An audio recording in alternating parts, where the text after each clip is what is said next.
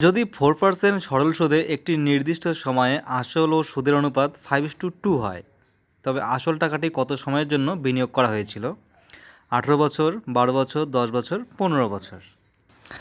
দেখো এখানে আর হচ্ছে রেট অফ ইন্টারেস্ট 4% দেওয়া আছে, আসল মানে প্রিন্সিপাল পি দেওয়া আছে 5 হচ্ছে আসল, আর এখান থেকে এটা হচ্ছে আসল ও সুদের অনুপাত, 5 হচ্ছে আসল, 2 হচ্ছে সুদ, সরল সুদ। সরল সুদ সিম্পল ইন্টারেস্ট 2। আমাদের চেয়েছে কি টাকাটা কত সময়ের জন্য বিনিয়োগ করা হয়েছিল, সময়টা আমাদের চেয়েছে, সময় টি ইকুয়াল আমাদের কোশ্চেন মার্ক।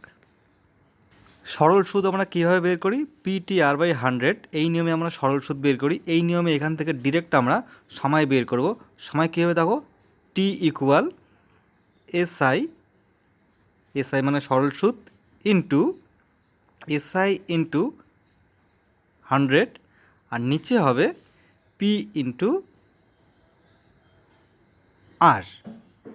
মানগুলো বসিয়ে দিলাম। দেখো এসআই 2 100 সূত্রের, পি হচ্ছে 5, 4 হচ্ছে আমাদের রেট অফ ইন্টারেস্ট। কাটাকাটি করলে আমাদের দাঁড়াবে 10, সুতরাং টাইম ছিল 10 বছর সময়। Answer option C.